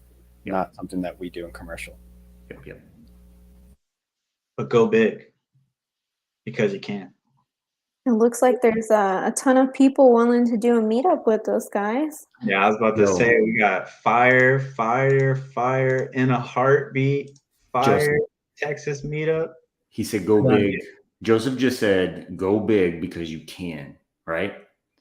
Oh man, I'm gonna type that out. Hold on. Is that the next T-shirt thing? Love it. Especially when you're in Texas. I went to the meetup this weekend, and the guy was like, the guy was complaining about like a $10,000 fee the attorney was giving him or something like that. and it was a $10 million project. And he went and talked to a guy, and the guy was like, you know, how much cash flow are you going to get on this thing? And he goes, oh, probably like $8,000, certain $9,000 a month cash flow to him, right? And he goes, what is that going to do for your life? Is that going to help? Is that going to change your life? You're like, yeah, that's going to change my life. I'm going to get $10,000 a month, $8,000 a month. He's like, and you're worried about how much is that? $10,000. I'll do $8,000 times 12. That's $96,000 a year. You know, how many of those are you going to do? And here's where it goes. Don't let your thousandaire mindset prevent you from becoming a millionaire. Don't let your thousandaire mindset prevent you from becoming a millionaire. And Joseph just said it. Go big because you can. Boom. Oh, damn. I love it, bro. I saw that. I saw you type that, or it was a quote you posted or something. For whatever reason, I saw that earlier, and I was like, dang, Byron had a great time. I knew it. Yeah. And then this guy the guy he was talking to was a billionaire. And then he said it again, but differently. He goes, don't let your millionaire mindset prevent you from becoming a billionaire. Bro, I was like, oh, I'm thinking real small. No, yeah. As soon as you said that, like the guy, when you started off the story, like the guy has like a $10 million deal, but he was complaining about like a $10,000 attorney fee or whatever. I'm like, bro, you're doing a deal. Like you have a great problem. Yeah. Like, right? Like you have a great problem. Like I wish, I bet there's a bunch of people in the chat that'll say that right now. Like, man, I wish I was doing a $10 million deal right now. I had a problem of $10,000 that I have to come up for the legal whatever to get that deal done. 8,000 or 10,000 cash flow. What would that do for you? Man. Yeah, I know, man. Definitely. That's a good point, Myron. I'm glad you said that. Probably changes a lot of people's mindset too in the chat. Yeah. And even if it's not like the first time you heard it, maybe it's the right time in your life that you heard it. Changes things. It really does. Good. I know KJ can speak for example. I'll say things one day and the next day I'll say the same exact thing. It's a totally different response. I'm just teasing. Okay. Dang, that's another fire question, dude. Lucas, man, you're gonna have to get this guy up here. Do you see bridge loans expiring in the next year or two as a problem with the higher interest rates? And if there is an opportunity there, how can someone help in that situation? Wonderful question. That is a good question. Okay, I'll answer it this way, and then if you guys have anything to add, please do. With a bridge loan, it's similar to in single family, like your hard money loans, right? It's for a shorter period of time. And it's so you can go in and do renovations, your CapEx, your capital expenditures. It's so you can essentially go in and do a fix and flip, right? And typically it's on Class C properties, sometimes Class B if they need a little work. And what the plan is, the initial or the goal when getting a bridge loan, because they do have a higher interest rates. Right now they're anywhere from 7 to 9%. That's ridiculously high. But the goal or the plan with a bridge loan is to go in there, do the renovations, get it fixed up to the point where it is fully functioning. There's nothing else really needing to be done. It's sustainable, right? And then you can turn that bridge loan into a fixed loan, long-term fixed rate loan. So you go from a 2 or 3 year loan with a couple extensions available to now you're on a 30-year amortization with a 10-year balloon. That's pretty typical of what we're seeing. But that's the general plan. So someone that has a bridge loan, usually what their goal was or their plan was to do the renovations, fix it up, and get a new loan or refinance it to the longer term so they can have a sustainable, lower cost debt service. Sometimes, though, people run out of funds, and I have seen a couple of those where they had a bridge loan and they're just way overpaying and they can't afford it now, so they gotta sell, they gotta liquidate what they got, cut their losses. So that may be a problem coming up soon, where people just were in over their heads a little bit, and now they have to get out from under their property and sell before they lose more money. So it's possible that I could see definitely being a solution, or a problem that needs a solution. And the solution would be to come in and either pay off whatever that loan is, which is going to be fairly difficult, or just straight up pay it in cash and be done, right? And the first part, pay off the loan, I was thinking of like a seller finance, right? Pay off whatever the loan is, pay them the rest in seller finance. Or if that seller is, hurting and really needs to get out from it, they just take their loss and just take the lower cash offer, which in today's time is the norm of what's going on. So Are bridge loans interest only? Yes, most of them. I would say pretty much all of them. I think I've seen one that didn't have, or that wasn't interest only, but it was really crappy. It was from that loan broker. We had all those different lenders. I think it was the only one that wasn't interest only. That was a bridge. Got it. So Lucas is saying, maybe I'm going to call my broker, find me bridge loans that are going to expire in the next year or two. I mean, it's a 2-year balloon, right? But they're coming up to be expired. Are they in a hurt? Like, could they sell for cheaper? Could they? Because bridge loans are basically for the rehab, right? Yes. Right. And so they're rehabbing their property, or they're almost done, and then they're worried about the exit. And what can Lucas do to help that seller out of that problem? And so Joseph said, buy it cash, basically.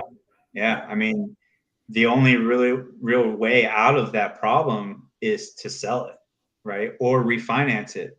But if they have a bridge loan, they got that because it needed work. So if they haven't completed the work, which would be the only reason that they would be in hurting because they ran out of funds or something, then the only thing that they could do is sell it for a potential loss or break even, right? What is a typical bridge loan amount? They typically get funded 100% of the capex, and anywhere from 60 to 80% of the loan amount. So you'll get it's a regular loan. You'll get the whole amount that you need, generally, right? You still have to put your down payment and, your equity reserves and stuff like that. It's just a shorter term with an interest only period, and you're going to have to get out of it soon. It's not something you're staying in long term. It's just like a hard money loan or similar to it. Oh, got it. So if I want to buy a 30 unit, that's 3 million. My bridge loan is interest only. Lets me get into that property with interest only payments for a couple of years. Lets me get it fixed up on low payment. I mean, there's lower interest only payments. And then my term comes up in 2 years. That way I can raise my rents in that 2 to 3 years and get my value, kind of like a BRRRR type of situation. Exactly. Mm-hmm. Okay, got it. And so I don't know, when I see loans, like if I see a hard money loan, I just say sell the damn thing on single family, right?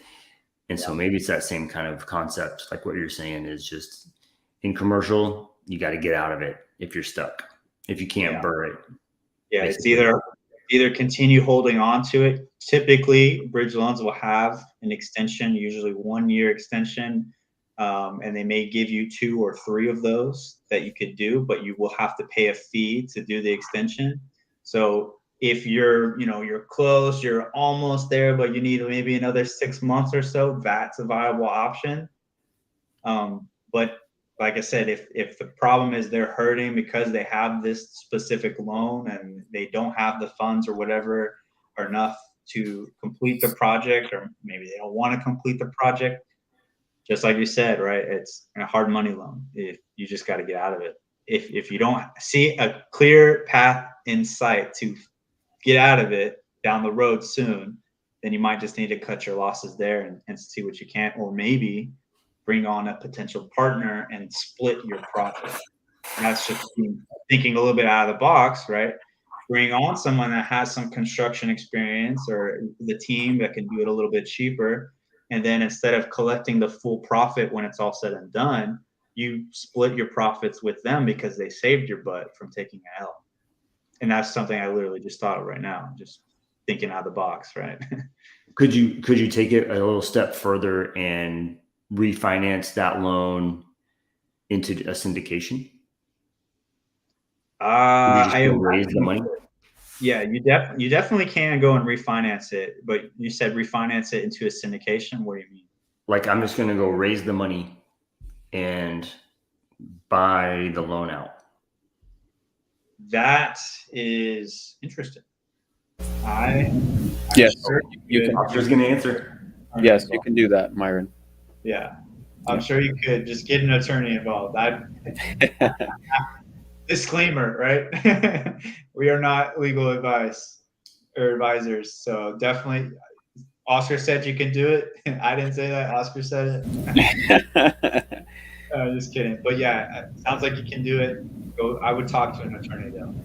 Anytime you're taking money from other people, get an attorney involved. For sure. That was a good question, Lucas. Definitely. You got brainstorming here on the fly too. Yeah. Okay. Here's a quick answer we can do. You guys want to take that one away? Are you able to find those low rates of assumable loans through public record before you contact the possible seller? I don't know. I honestly don't know that. The way we find them is by the brokers who brings them to us, right? Like we can go to a broker and tell them, hey, we're looking for deals that specifically have assumable loans. Bring those deals to us. And that's how we get them. I don't know if you have any way that, Myron, that you can think of, public record that you can skip trace or something like that you can find. I'm sorry. I don't know. Yeah, I don't know on this one for public record. Because they're commercial deals. I think you can, because I got that contact from the Tucson title office lady that I told you guys about. So I have access to their Title Pro 24/7 or whatever it is, and you can search pretty much anything on there. I don't know how viable it would be to do that, because you got to have more parameters in there than just a low rate assumable loan. I mean, you could do that in bulk and then just blast it and just cold call through all of them until you find someone willing to sell. But if I'm being honest with you, I would just call brokers. It's the easiest way to get your hands on some deals early on. It really is. You know, I wonder if, like, being in that mindset of the single family world is where a lot of people keep going towards, like, oh, I need to pull lists, I need to call sellers, I need to do this, you know. Not saying you can't do those things, you can, but I feel like brokers is so much easier. Like, if you want to go the easy way, I just feel like it's faster and you get a deal right away and you can start taking action and learning versus having to, you know, negotiate with sellers. 100%. I see she made a comment about Florida meetup. That would be cool if y'all did that the night before. That would be cool. Yeah. That'd be really cool, actually. But if you're in Florida, you got to help these guys. You got to help them put together something. That would be really cool. We may or may not have a car. I'm sure somebody will come pick y'all up. Yeah, that'd be cool. We can go Cracker Barrel. Oh, gosh. No, I'm just being dumb. All right, here's another quick one. How did we decide our buy box when we started out? Let's take that one while I look for another question. You know what I love is that the people who are always showing up, I know there's people who are newer, but like it makes my day that you guys have been paying attention just from since we started this. And there's, I don't know who wrote it because it says Facebook user, but like there, it's cool when people ask questions and then you guys and the viewers know the answer and are already putting it in the comments and helping each other out and then also paying attention. Like that's really awesome and cool to know that you guys are listening to what we're saying. And like, I don't know, it just makes my heart happy that you guys show up and are here. I just want to share that. She's our team preacher. But yeah, we it's honestly how we feel. It is really cool. But to answer the question of Ishkar, we started out with our buy box at just 40 plus units in a good location and not in a war zone. That was pretty much our initial buy box. And we, like we've said, we were just trying to get a deal. We were just trying to put our hands on a deal any way we could. And we were just grabbing at everything. And we spent a lot of time wasted. So that's why we got really specific about our buy box and what we wanted. And when we did that, we were able to say no to a lot of things. And that was a huge step for us, a very monumental step for us, because then we were able to hone in and lock in on the deals that we actually wanted. And they came to us. They were attracted to us. But the initial reason why we said 40 plus is one, because our mentor told us to. Two, because it had, and I think someone answered it in the side, but that's how we can afford a property management company. So we wanted to make sure that we are not running the property. We will put somebody in place to do it for us and just oversee them. And typically 40 is a good number to be able to support having a property management along with the other expenses. So that's the simple answer, or even simpler. Our mentor told us to. Okay, let's see. How do we keep ourselves safe on walkthroughs? Well, I don't know if you can see what's hanging on my wall, but I believe in staying safe. Just show up through to a walkthrough with that thing. No, that's not what I bring with me. No, I know. That's funny. I hope that answered the question. I've seen rubs have been a big value add lately. How does it work exactly? Is it splitting the utilities equally with all the tenants? First off, rubs, ratio utility billing system. So the first part, ratio, that right there. It's, you just split it by ratio based on what your annual expenses are. You charge back a certain ratio per unit. You just spread it out to not equally, but proportionally. And a lot of places have all bills paid. We don't like all bills paid. We like to make sure that everyone is paying their weight, so to speak. And the second part of that question is, how much value do rubs add? So the short answer, right, which I kind of already answered the first part, it's built back based on the ratio of how much the property is spending versus the size of the units, right? You typically do it by square footage, and then just charge back to them. Now, how much value does it add? Depends. How much are you charging back to them? And then you plug in your napkin underwriting formula number 2. You just plug whatever number it is. Say, okay, we're charging back $100 for the 1 bedrooms, right? For all the 1 bedrooms, you're charging back $100. Well, how many 1 bedrooms do you have? Let's say you have 40 out of 100, right? You do your $100 in bill back. You do your 40 units that are there times 12 months, and we'll say 95% occupancy. Take that number, divide it by your cap rate.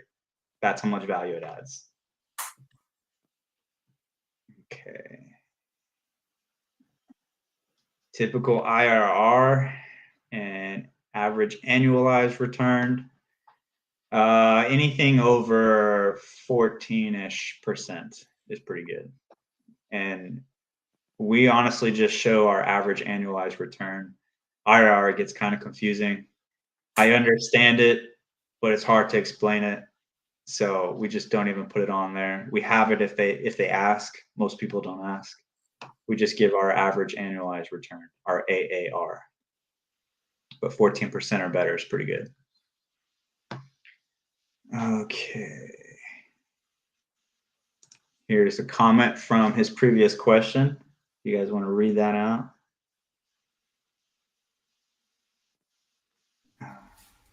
Maybe if the sellers can't sell, the lenders would have to foreclose, and maybe you could go to the lenders and seller finance or buy the property, because I would assume they wouldn't want the property. Yeah, they will.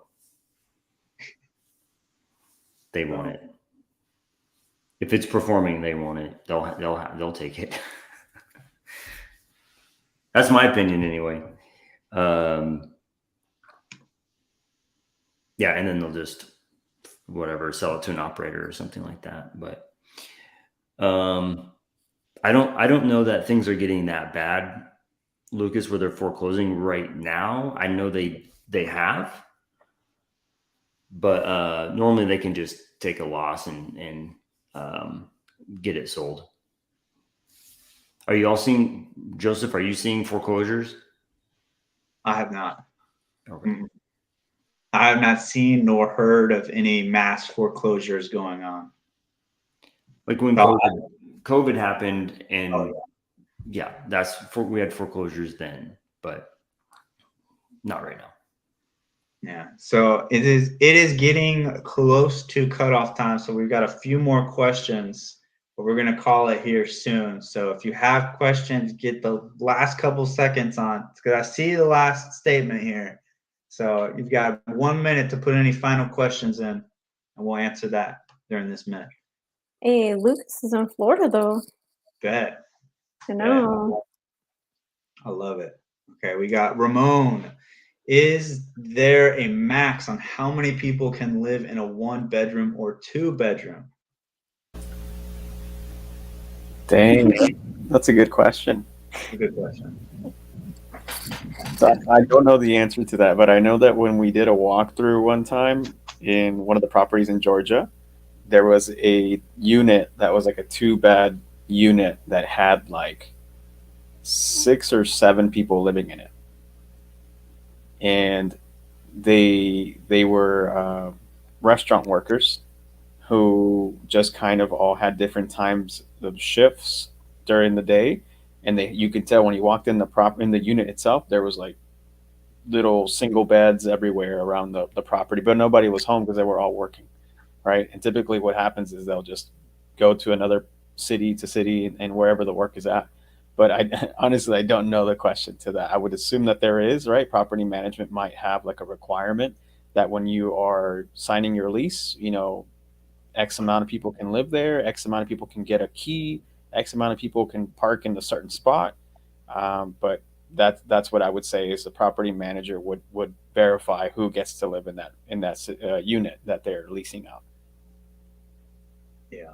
Now I'm sure that the fire department has their specific codes on, how many people can live in a certain space. We don't know the exact numbers on that. Like you said, that's why we hire property management. 100%. Okay, here is another one. What is the biggest red flag a deal is not a deal and will bankrupt everyone right off the bat? When you're negative on day one. Biggest red flag. If you're not cash flowing on day one, or it does not look good on day one, don't do the deal. Or even prior to that, Joseph, when they're T12 and they're not cash flowing. Yeah, true. Because we've seen a lot where they're just straight negative for like multiple months throughout the year. And it's just like, what are we looking at? And that's when, we don't necessarily discount it right away, but we call and ask questions. What's going on? Why does it look like this? Why is there a bunch of negatives here, here, and here? And depending on what they say, usually we just trash the deal. Okay. Yep, that was the last one, I think. Yeah, let's end on this one. Or do we got a few more? No, I got a couple more. I got 2 more after this. Hopefully, I'm saying your name right, Anaim, right? Can you simplify the steps to get started? Maybe break it down into 7 steps. We actually did a live, like 2 lives ago, I think, where we broke it down on how the conveyor belt would work and how we got started and what it is that we do in our process and our team in order for us to do a deal and how we did our first one. So if you just go back to some of our previous lives, I believe you can get that answer for how to get started and what our process looks like, the blueprint. Was it the team one that we did? I believe so. Okay, I'll share it.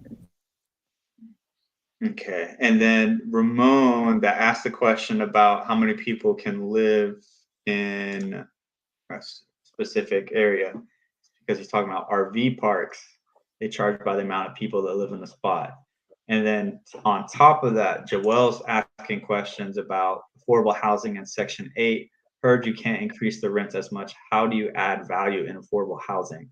So we do not deal with Section 8 government assisted living or RV parks or mobile home parks just because that's not in our buy box. Now, they are great opportunities, they're just not opportunities for us. And that is one of the reasons, as Joel has right there, we want to be able to control how much we can increase rents. And then mobile home and RV parks is not, if we were to focus on those two, we would be so overwhelmed with things to look at. It's just, we have to learn to say no to the things that are not what we're looking for. Okay. And there was one more. This one right here. How would you work out the rubs when more people live in the rooms? So it would. Ooh, fire question, Ramon. Actually, we were looking at something like that with one of our underwriting sessions that we had, and whenever someone else is paying for something, they typically don't care or they don't take care of something. So if you're doing all bills paid and you're paying, say, for the water, people aren't going to care because someone else is paying their bill, right? So they're going to leave the water on all day, right? Or the bath, they take a 5-hour bubble bath or something, right? Or they run the washer all day, right? So that increases, as the owner, increases the utility cost just on the water. Imagine the electricity if you're paying for that too, right? So how do you manage that? Well, you have to really stay on top of it, right? Because you have to know what your expenses are. And then, just like Joseph said, a ratio that makes sense for you to be able to somehow either get compensated, credited back, or make sure that you're close to that, because you don't want to lose money on that. And that's what a lot of people struggle with on an all bills paid. And financials we've seen, Joseph Ioni's right here next to me. We've seen people who do all bills paid that the utilities are just way, way, way too high, and they're billing back some, but it's like either half of that or less than half of that, right? So they're losing a lot of money. So you definitely have to do your research on it. Make sure you have your financials ready, and the utilities, you got to stay on top of it. Reassess them all the time if you're in that type of property. Or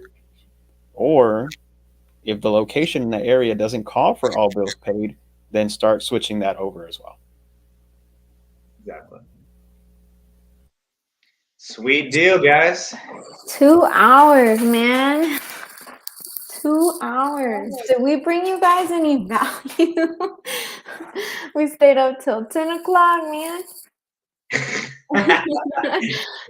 Okay, maybe that's just the pregnancy in me. I'm tired. But we enjoy being here with you guys. Like, I look forward to this. Like, you guys showing up brings me so much joy. And I just hope that we're providing value to you guys. So if we are, shout outs bring us lots of joy too. Inviting people to our Facebook group, inviting people to our Zooms on Friday, like that But will only put a smile on serious. my face. Yeah, serious people. People in multifamily. We want to be word of mouth. We don't want to just attract everybody. We want people that are like-minded. We want quality over quantity. We talked about it today, guys. Talked about it today. And you guys got to hop on that Zoom on Friday because Myron will share some secret nuggets there on that Zoom. Wait, Some where's chicken the nuggets. yeah? Put the chicken nuggets. Oh man, I'm gonna be stuttering and like spitting and just like so excited about what I'm talking about. It's gonna be insane, you guys. Oh, Valerie, I'm 25 weeks. We're about to have babies at the same time. Oh, That's cool. Love it. Must have been something in there. Awesome. KJ, last announcements. I know the Friday Zoom. Is there anything else?